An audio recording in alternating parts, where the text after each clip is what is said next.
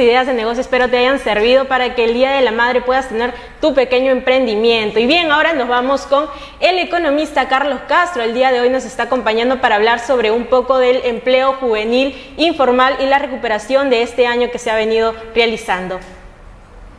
Muy buenos días, Carlos.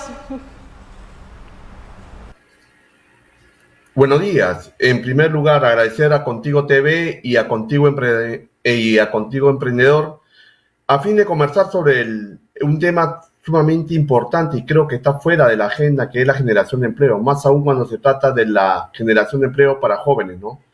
Que es lo que menos se está pensando y haciendo. Efectivamente, Carlos. El día de hoy, si nos podrías explicar para empezar, ¿cuál es actualmente el mercado laboral que tenemos aquí en el Perú? ¿Cuál es el panorama que estamos viviendo en esta coyuntura? Sí, un poco recogiendo algunas cifras, actualmente más o menos tenemos una población económicamente activa de aproximadamente 5.400.000, ¿no? Con relación a una población en edad de trabajar que está por encima de los 8 millones, de los cuales solamente en cuanto a población económicamente activa ocupada están alrededor de más o menos de 5 millones, ¿no? En realidad 4.921.000.1 según el informe técnico del INEI, ¿no? Con relación a enero, febrero, marzo 2022. Y en cuanto a la desocupada, ¿no? Equivale a 511.300, ¿no? Que equivale a 9.4% en cuanto a población desocupada, ¿no? Este es en cuanto a Lima metropolitana. Y más o menos la tendencia en algunas realidades distintas a Lima metropolitana aumenta, ¿no? Sobre todo si hablamos de departamentos que tienen áreas rurales, en la que no solamente existe una gran informalidad, sino también una economía de subsistencia, ¿no? Que es muy distinta a la que se ve en Lima, ¿no? Efectivamente, justo nos estás dando estos datos sobre, más que nada, en lo que es aquí en Lima capital, ¿no? Y si hablamos lo que es a nivel regional, ¿cuál es el panorama que tienen las provincias en estos momentos sobre el empleo juvenil? Sí, ahí radica un tema también. Acuérdate que por mucho tiempo, si hacemos un corte, ¿no? Del año 90, en que el país atravesaba una gran crisis económica, producto también del panorama internacional. América Latina estaba pues imbuido y salía también de gobiernos un poco fallidos, mal manejo económico, el incremento de la deuda externa, y en el caso peruano pues no estuvo ajeno, ¿no? Acuérdate que incluso nos declararon un país ilegible, entonces fue complicado y después también la estabilización de la economía también fue dura, ¿no? Que golpeó mucho, sobre todo en el tema social, y que lo mantuvimos por mucho tiempo. Por otro lado, también la estructura de la economía, y ahí sí quisiera que me permitas un minuto, ni siquiera en la crisis tan fuerte que fue en los finales de los años 80, ¿no? En el primer gobierno aprista, y después lo que nos costó, ¿no? Al comienzo del gobierno de Fujimori para estabilizar la economía, se incrementó fuertemente la informalidad. Es decir, si hacemos un corte al año 90, la informalidad no estaba a los niveles que está actualmente. Normalmente hemos mantenido por más de 20 años una informalidad en lo que es la empleabilidad y también vinculado, porque están vinculados ambos, la informalidad en las unidades económicas, ¿no? Por encima del 70%, ¿no? Y eso es inconcebible porque una economía informal también produce efectos nocivos, ¿no? Para empezar, si hablamos de la empleabilidad, se genera situaciones de empleabilidad precaria y eso no ayuda al país por cuanto, si miramos en cuanto a posibilidades de realización y de éxito de los jóvenes, no van a tener condiciones favorables de un empleo formal que les ayude a progresar, incluso a asegurar cuando ya formen una familia, el mínimo de ingresos que les permita vivir con decoro, ¿no? En cuanto a poder satisfacer no solamente las necesidades básicas del propio trabajador, sino de sus propias familias en cuanto a educación, salud, ¿no? Y otros servicios mínimos que debe tener todo hogar peruano.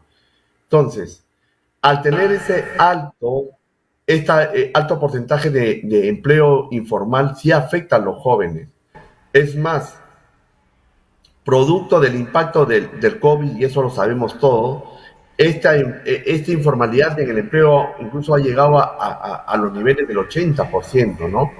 Y, y en el caso de Lima Metropolitana todavía sigue un déficit de recuperar los puestos de empleo perdidos a consecuencia del COVID, que más o menos tanto algunos estudios y las propias estadísticas por parte del propio sector público, vía INEI o estudios del BCR, todavía existe una demanda de empleo para poder cubrir esa brecha producida por el COVID. En el caso de Lima Metropolitana estamos hablando entre 400.000 a 500.000 puestos de trabajo formales, ¿no? Que no se ha podido recuperar. Entonces, la situación es delicada. Claro. Creo en el tema de los jóvenes, sí existe una agenda sumamente pendiente en cómo propiciar un empleo mucho más de calidad y de mejores condiciones de empleabilidad, pero eso pasa también por un trabajo transversal, desde cómo preparar a los jóvenes para el empleo.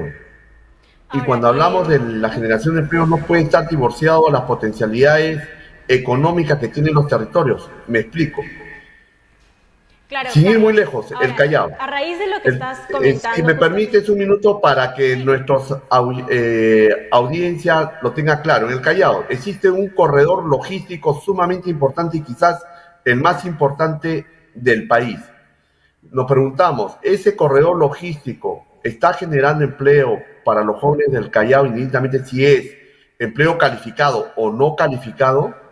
Entonces, si vemos la preparación que tienen los jóvenes desde el colegio o las posibilidades de formación técnica, ¿no? Para esos retos de desarrollo del Callao, no lo vemos. Entonces, eso también pasa en otras realidades. Estoy atento a las consultas. claro, Carlos, sí, justamente con lo que estás comentando, ¿no? A raíz de la comparación que estás realizando, que por ejemplo actualmente estamos peor de lo que estábamos en los años 90 con el tema del empleo informal. ¿Qué es lo que nos ha conllevado a esto? ¿Por qué estamos actualmente así y desde cuándo estamos así? Es decir, comentaste también sobre el tema de la pandemia. ¿Es a raíz de la pandemia o a raíz de lo que es la coyuntura actualmente que estamos pasando sobre las paralizaciones de las minerías o sobre el aumento tal vez de los alimentos? No nos confundamos. La estructura informal que tiene el país data de muchos años, que hemos estado manteniendo un promedio del 70%, sobre todo si hablamos del mercado laboral, lo que estamos hablando hoy día en el programa que tú conduces, ¿no? En Contigo Emprendedor.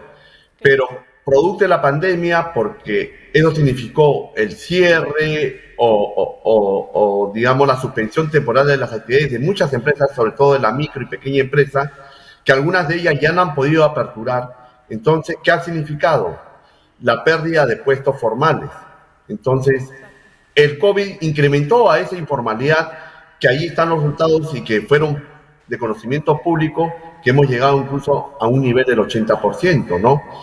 Entonces, esto viene de una data que mantenemos esa estructura. Lo que nos preguntamos, ¿qué hemos hecho en los distintos gobiernos para que la formalización se vea un beneficio y que todos salgamos ganando? Me pregunto, ¿ha habido programas de cómo la pequeña y microempresa pueda conformar, ¿no?, estos encadenamientos productivos con la mediana y gran empresa, indistintamente en los sectores de minería, en los sectores de, ¿no?, de industria, ¿no?, o en el tema energético y una serie de potencialidades que tiene nuestro territorio, ¿no?